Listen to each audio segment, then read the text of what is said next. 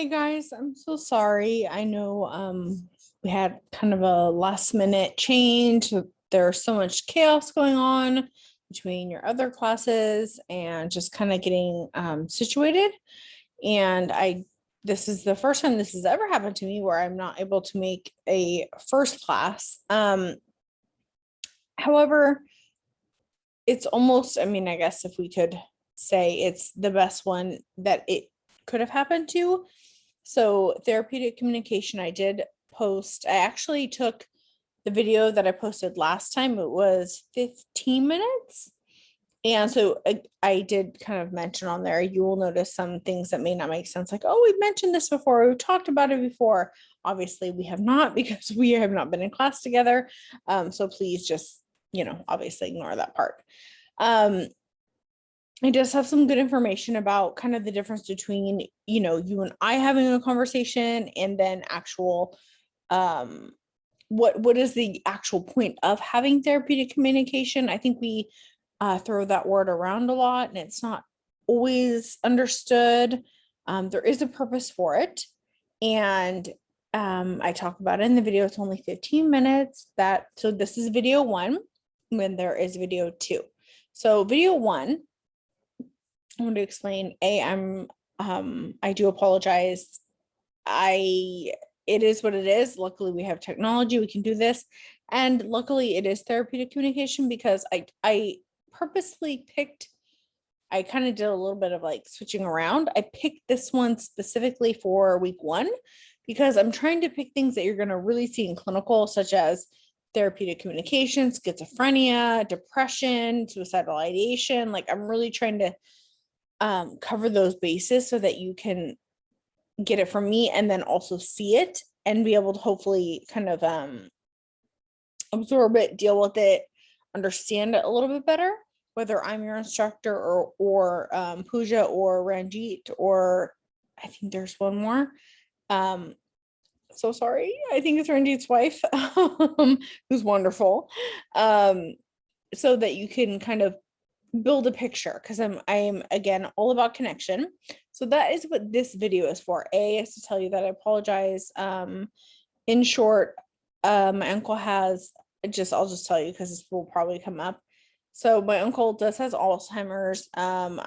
We have a very small family. I'm just trying to be there for them. He has a procedure. I need to be there. It is what it is. Usually the only day you get off is I give you 1 mental health day off, and it's kind of a surprise. And that is usually when everyone's about to pull their hair out, including myself, around midterm time, where I just say, just kidding, no class today. So I don't not plan on still doing that, but just wanted to kind of give you a heads up. So, okay. So something I wanted to tell you that I did not tell you about the class is that, or I kind of did. And then we will do 4, just 4. That's it. And that's this lecture, and then the second one, and then that's it. And then the next class, schizophrenia, we get into the actual diagnoses, what's going on in the brain, the neurotransmitters, what's working, what's not, how can we improve on this, how can we help on this, and that's one thing I really like about therapeutic communication, is because it goes throughout the whole entire thing. And I've learned that actually, because I normally don't teach that first. And I'm like, why am I not teaching this first? That is like the basis. However, you will notice I don't go and have you read about Freud and this and that. Not that I don't think it's important, but I feel like we got that from high school. And I want you to get into I'm just being straight up. You're not going to go up to your patient and say, I think you're having Freudism of fallacy of phallic of whatever, la, la, la, la, la. So I purposefully leave that part out, and I'm more interested in the diagnosis and that kind of, medication. And I'm a huge believer in making connections. And sorry, I have a hair in my eye and I can't get it out, but I'm not going to stop the recording to make this over again. I'm exhausted. I've been up since 3. but I definitely want to get this out to you because I know that, you know, we all have lives and need to get things done. And today is Thursday. So, okay. So what we're going to do, I will teach you my medication madness, if you will. We do Kaplan questions. So medication madness, Kaplan questions, and what would you say? Psychiatric verbiage often. And I do it on purpose. I do it on purpose because, and I actually had a student text me. By the way, this video is only going to be about 15 minutes as well. I had a student text me when I was in Tahoe, so it was last week, and he said, "Thank you so much for like drilling that in our head." And I hear this, I hear 5150, I hear this, I understand it. I actually got drilled or tested, and he actually passed in that moment. I'm not saying it's me. I gave him the information, he and took it. And it was, I mean, that's a beautiful moment, right? And the more you know, the better. We're all nurses, we're all going to be, or well, I am, you are going to be a nurse, and you're going to be a great nurse. And so I try to do, from the years of me doing this, I really try to depict what is most important. Because like I said in the email about reading, we're not going to walk away experts. I mean, there's just no way. It's too much. If I can give you the bulk and you can walk away with like, wow, I do have a real solid foundation. That's what I want, because you can build upon that. Okay. So what we're going to do today, just 4 things, very simple. And we will do this almost every class. Every class we will either do NCLEX questions, verbiage of psychiatric verbiage, or medications, or all. It just depends on what's going on. So today, I have 4 things for you. And remember, these are all things that are potential things that will be on the quiz. We have quiz on week 3. I will be adding week 3 very, very soon. The first one will be a 5150. I think many of us have heard of the term 5150. 5150 is a 72-hour hold. It can be voluntary. It may be involuntary. I may be manic, bipolar, have bipolar disorder, type 1, and I am manic. I go to the hospital and I say, I am feeling this way. I don't feel safe. I need, I need help. And they will admit me. I'm going to keep this, again, very simple, very, very foundational, especially since we don't have like that interaction between each other. I may be someone that, so there's 3 reasons that you will get a 5150. And this is very important. This will definitely be something that you will be asked. Number 1, and I will, and we do this thing. I know it's, I call it cult-like. I don't mean to be disrespectful if that is disrespectful to you, but 3 things that can get you on a 5150. Danger to self, danger to others, or gravely disabled. Gravely disabled tends to be the one that people tend to forget and or know what it means. And what that, I mean, really simplistic. We are going simplistic. So danger to self, we know what that means. Hurting ourselves, hurting others is hurting others. And gravely disabled means not being able to take care of yourself properly, meaning you're not able to take your medications properly, you don't have enough food, you're gravely disabled, you're not able to function and take care of oneself. There you go, period, done, right there. We just covered 5150. We will cover 5250, and I'll probably stop at that. There are many more holds up to a year. So a 5150 is a 72-hour hold. It can be voluntary or involuntary. It is either danger to self, danger to others, or gravely disabled. Okay, there you go. Term number 2, conservatorship. What is a conservatorship?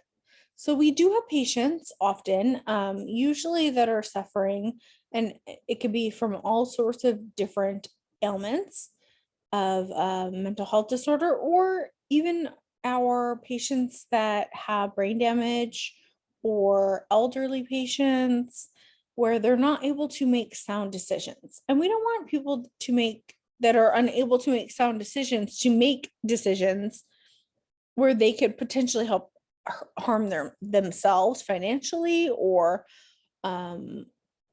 physically or whatnot. So in conservatorship, my best example would be someone who is schizophrenic, who is not able to make sound decisions, unfortunately, because their brain is not, it's not able to. And I will explain that on lecture 2. It's my favorite one, by the way, but hopefully it doesn't sound bad, but it is. I really, there's something about it, the brain, the way it works, that and addiction. And so they're conserved. And we will talk more about this, of course. I'm giving you, again, the base, right? So we want to always learn from the base, and we build up, and then we make connections. And it's this beautiful thing at the end where it's like, oh my God, I learned so much. I can't believe it. And you actually remember it. And you know why you remember it? You don't memorize it, you get it. That's the difference. Memorizing, connecting, and getting it is different than just like, oh, I have to memorize this for the test, it's over. No, we don't do that here. So conservatorship is me having a cousin who is schizophrenic. The judge says, okay, Amanda, you are going to take conservatorship of your cousin. You make sound decisions for that person. So what that means is that person is not able to make sound decisions for themselves. That basically is about safety. We're going to keep it at that. Okay. Okay. 2 more. The next one is psychosis. And okay, so you will notice that I have these hand gestures for certain things. I do it. It helps me remember. It helps my students remember. There is an evidence-based practice that shows that mannerisms and even chewing gum during tests or something, like, I don't know, helps you remember. But so psychosis, what is psychosis? Psychosis is mostly related with people in my circle, if you will, and my students as well. They will think of schizophrenia. You do not have to have schizophrenia to have psychosis. And that's very important to remember. So we will talk about more what psychosis is when we talk about schizophrenia on week 2. But schizophrenia in the moment, I want you to remember, is a detachment from reality. You are having a detachment from reality. And usually that comes in 3 forms: hallucinations, delusions, and illusion. Sorry, hallucination, delusion, and illusion. We will talk more about that. You don't have to remember that right now. Right now, all I want you to remember is that psychosis can happen on its own or paired with bipolar disorder, anything. It could be paired with nothing. Sometimes people just hit a wall and just overwhelmed. And I do have stories to go with that, which I think makes it a little bit interesting. So psychosis, what is psychosis? If I were to say, what is psychosis? I would hope that you would say, you don't have to do the hand gesture, but I will, because I can't help it. It's a detachment from reality. There you go. And I will teach you more intricate of that. We have plenty of time. Not today, but as we go on. Now, number 4, and the last one that I'm going to teach you is, what is off-label medication? So if you hear me talk, and I really meant that. I love teaching about medication. It is, I love it.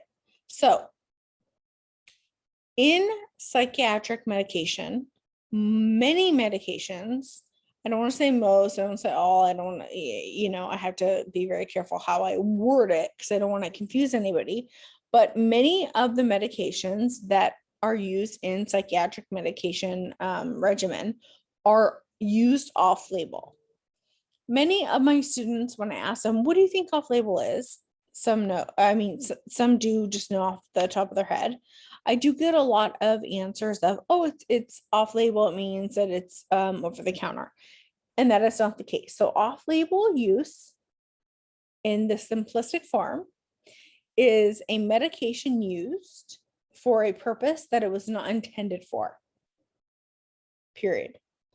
So off-label use of medication is used for a purpose that it was not truly intended for.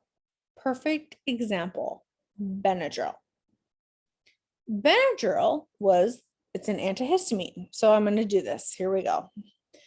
And I wanted to do this on purpose because you will see me do this. It will become a part of you. It's just trust me. Okay. So what is Benadryl? The classification of Benadryl, and I always do this, classification is it's an antihistamine. Yes. Can it be used off label? Yes. What can it be used off label for? Sleep. Is Benadryl prescription? Do you have to have a prescription for it? I know I already said over the counter, but I'll probably ask, I'm just giving you an example of what I do for other meds. No. Is Benadryl considered to be addictive? No. Now I can already see probably half of your heads going, I saw stuff on YouTube, this, that. I will teach you. Now, can it be habit forming and or change your your brain, this, that? Absolutely. And we will talk about that. We will talk about the difference between addiction, abuse, all of that. But technically, since it does not, and please do not put this to the side, I'm just going to say it, since it does not ignite dopamine in your reward system, it is not considered addictive. However, can it become a cycle of repetitive use due to changing your outlook on mood and all of that? Yes. So, but that's all on the side, right? Okay, real quick, 5150. What is 5150? If I asked, how long is a 5150? You guys would say, all of you together, which I will make you do or ask you to do, 72 hours. Thank you. Excellent. Good job, guys. What are the 3 reasons that you can have a 5150? Danger to self, and I like to go in order. That's why I'm doing it this way. Danger to self, danger to others, or gravely disabled. What is gravely disabled? Not able to take care of yourself. That's all you have to say, period. Done with that, moving on. What is conservatorship? One not able to take care of themselves. Done. Boom. Quick. We don't have to get into all the, I just want you to get it. Psychosis. What is psychosis? It is a detachment from reality. Okay. What is an off-label use of medication? It's a use of medication for something that it was not truly intended for. An example would be Benadryl. And that would be Benadryl is used as an antihistamine. That's what its classification is. However, they do use it for sleep. So I want to kind of give you those examples, just to kind of show you some things that we will be using in class. And it's extremely important. And I promise you, when you get on the floor and you're like, oh my God, gabapentin, it's not just used for seizures or for neuropathy. What? And making all it's such a beautiful thing. It's so exciting. And this is why I do it. So every week we will have more of these. We'll have the lecture at hand, of course. And again, I'm sorry, I'm not here. I'm here for questions, anything you need. I'm so sorry. Things happen and we'll make it work. And thank God it happened today. Otherwise, we would move something, because schizophrenia and all that. I mean, that's like, you got to get that. Please, please, please listen to my therapeutic communication video. It's 15 minutes long. I'm a little bit less energetic. I was really, really tired. I think I had worked like 14 hours and I had to make that video. So I'm a little like not as like, but the information is very key. And trust me, you're going to want to know when you're on the floor. That's all I'm going to say. It's up to you. It's your learning. I want you to be the best you can be. And I am here. Text me if you need me. I will see some of you on Tuesday, 8:30 at San Jose Behavioral Health for our orientation. I look forward to that. I will stay at least the first hour, and then I have to go to the VA to do their onboarding for Mission College because I work at 4 colleges. You hear that from me. And hopefully everything's doing really well. And I know it's been probably extremely stressful, and I'm always here if you just need someone to just talk to. And we'll talk, and hopefully be able to get you to a place to where you're able to kind of be in your body and calm and be able to focus on what you need to focus on, because I know this is extremely overwhelming. I'm overwhelmed. I haven't eaten since like 4 a.m. So I understand. So yeah, hope you enjoyed this. And I am so thrilled to see you guys on Tuesday, as well as I will see you next Friday for schizophrenia. It's my favorite. And yeah, and there's no one to kick me off, so I have to kick myself off. Have a great night. Thank you so much for watching this video, and I hope that you're all settling into your semester very well. Thank you so much. Have a good night. Bye.